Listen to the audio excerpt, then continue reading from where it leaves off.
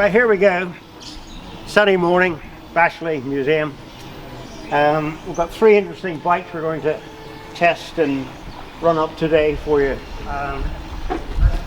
1975 Triumph T160 3-cylinder 750cc. This one here is quite unique. Two-stroke Triumph, so don't let anybody tell you Triumph didn't make a two-stroke. 1965, when Ariel were doing the Arrow and the Golden Arrow and the Leader, Triumphs decided they better have a look at this two-stroke market. So Edward Turner came up with this 200 twin. Lovely bike, goes like the wind. Put it in a Tiger Cub rolling chassis, but Edward Turner didn't like two-stroke, so he decided not to manufacture them. So this was 10 years before all the Japanese came into the market, so they only sold about 12 million twin two-strokes. Edward Turner didn't want to make any, so probably lost a sale of 12 million bikes and probably seen off the Triumph works. So bad mistake for Triumph. Lovely little bike, goes exceptionally well, so we'll run that up in a moment. And another two-stroke twin 350 YR1 Yamaha 1967. Quite unique. I like the styling of it. It's just out of the workshop. We've done a big restoring job on it, and runs exceptionally well. Again, this was the demise of the Spanish industry, because when Miller was with Bultaco in 65, the American market was really seriously big business. Matadors, off-road bikes, selling like hotcakes. Lo and behold, Yamaha said, and Suzuki and Honda said, we better have some of this action. So 1967, here you arrive, Street Scrambler, which even today, sort of 47 years later, street scramblers are quite popular. Lovely styling, lovely bike, and of course this really overnight seen this finish of the Spanish industry, and a bit like the British industry. It couldn't compete with the quality, the finish. So lovely bike, 5-speed, 350, twin two-stroke. So we'll run them up, let you have a listen to them. Jim's just restored the Triumph T160. Been on it quite a while. Lovely bike, and we thought that would look well in the Triumph collection in the museum. So it's really one of the epic Triumphs. Triumphs always made pushrod engines, and except for that two-stroke one. Never really got into camshaft, but lo and behold, a chap called Peter Gover over in Bristol way, he made one in a shed, double overhead cam conversion, very successfully, raced it in the grass, and then he put it in a road frame. So luckily we have got his engine, so we'll have a look at his conversion. He did it in a shed at home, but Triumph couldn't do it at Merredon, so where are we going? So anyway, we'll get Jim out, we'll crack up that, we'll run it around the car park, and then we'll run all three, let you have a listen to them.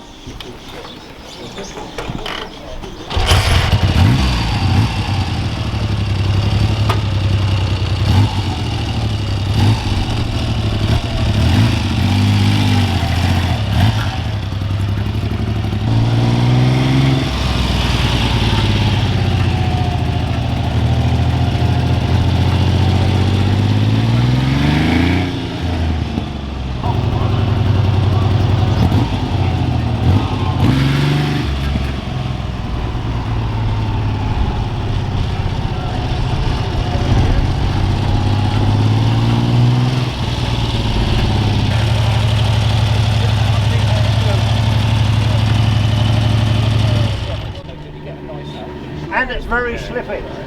We noticed, yeah. So, Jim's just bringing out the 200cc twin two-stroke Triumph. So, all the lot that didn't think Triumphs made two-strokes are wrong. So, here's the evidence coming out now.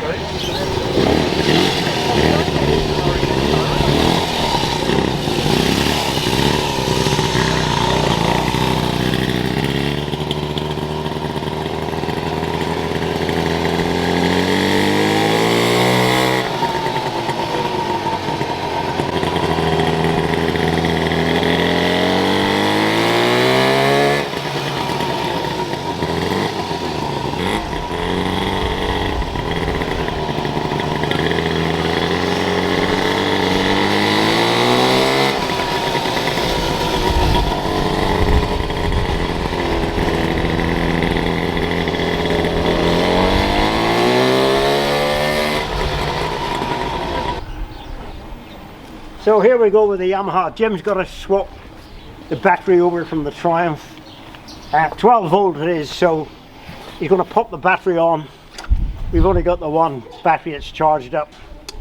Lovely twin leading shoe, front brake. I like the old hub brakes, they look better than the disc brakes. So kick start, no electric start on this one, which didn't really start in coming until the 70s, electric start.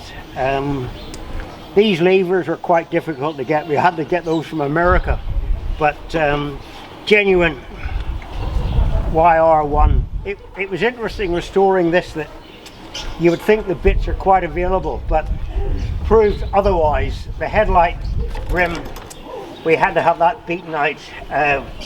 Cuttingham Aero over at Hearn Airport, great sheet metal company, they knocked the dents out for me, so we dressed it up and had it re-chromed, so looks the business, ideal, chrome guards, and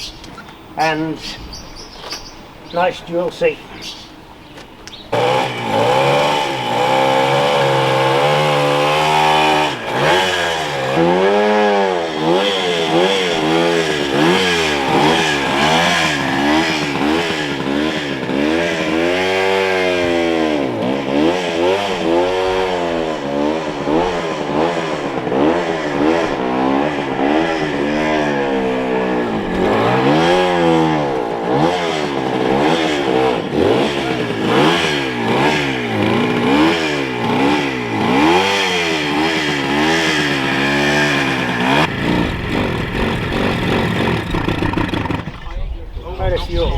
Right, okay.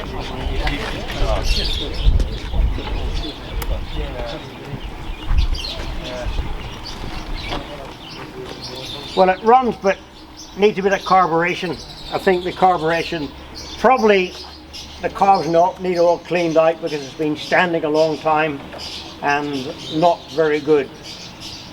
While we're outside, I'll probably do a little bit on Triumph. So, one moment. Right, Triumphs. Miller Road Triumphs for an International 6-day for the factory, especially in Sweden. 1966 500 Triumph twin, very successful bike. That's a photograph of yours truly performing on it, and managed to win a gold medal. So there you go, gold medal, FIM, Sweden. 1966, great to have, lovely thing to have, 8 gold medals, and these are the results here from Sweden in my scrapbook. If you have a look here, quite proud of this. There you go, all the results. Who's top man? International 6-day. Who's the top man in the event? Miller. So not bad. Front of Lamkin, front of Sandefjord, Peplow, Lamkin, Farley, Haynes, all the top riders. So there you go, that's another photograph of Miller with a team. Johnny Giles, Roy Peplow, Ken Haynes, Ray Sayers and Arthur Lamkin. So that was the team in Sweden, International 6-day. Ran a treat all week, no trouble. And that's Triumph advert, 6 gold medals they won, including Miller. So nice to have.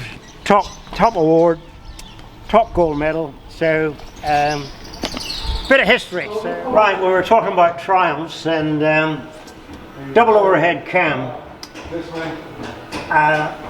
Triumph, probably the only one in the world, made by Peter Gover in the 50s. So clever engineer, so he decided to do away with the push rods jumping up and down, gear driven.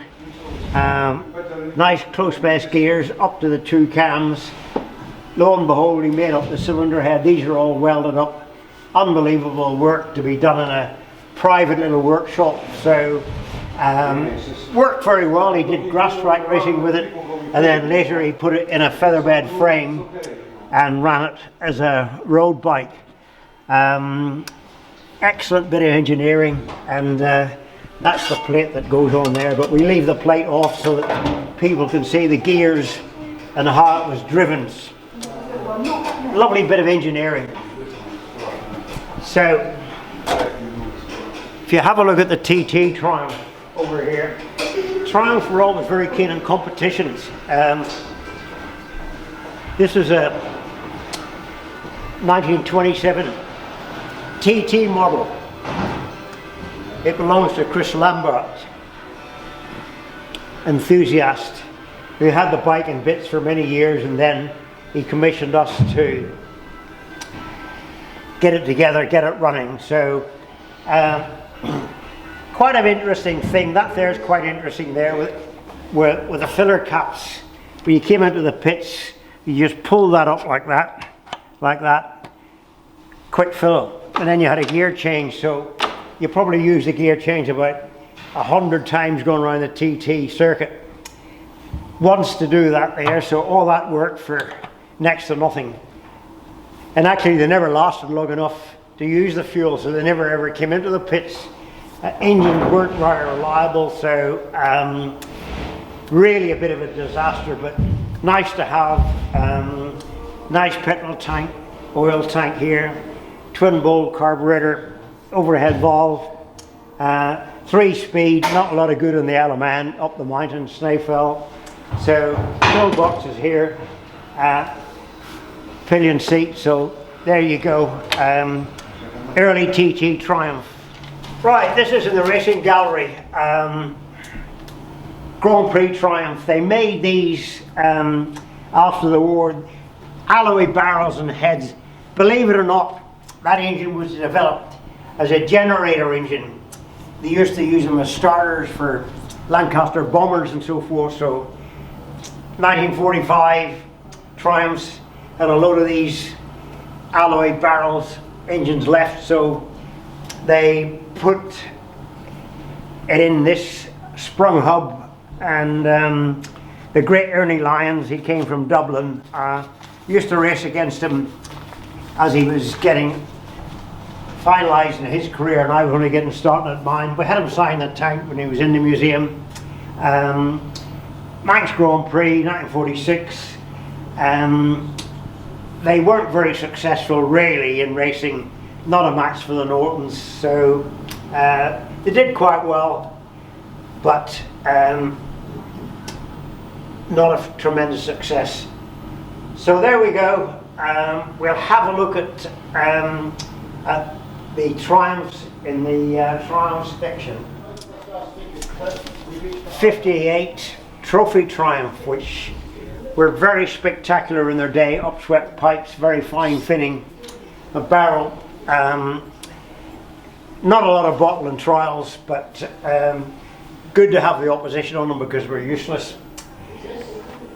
Sold a lot of them, very stylish, popular in America, and it's got the sprung hub in the back end here, which was, to say the least, a bit of an abortion. Rather than put a swinging arm on it like the McCandless brothers, Triumph decided to manufacture this sprung hub, which doesn't really work very good. And believe it or not, it weighs 64 pounds weight, the back wheel, which translates to about 32 kilograms. So a lot of extra weight for next to nothing. So very dangerous to work at, and impossible to change the spring rating. So really defeated the purpose of the exercise because you couldn't alter the spring loading. So if you weighed 15 stone, you had the same suspension if you weighed 10 stone. And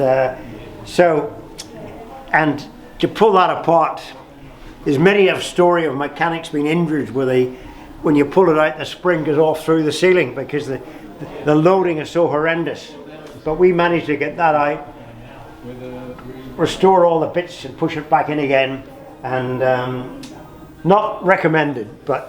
And then you go on to another Triumph. This is the pre-war Triumph, or wartime Triumph, World War II.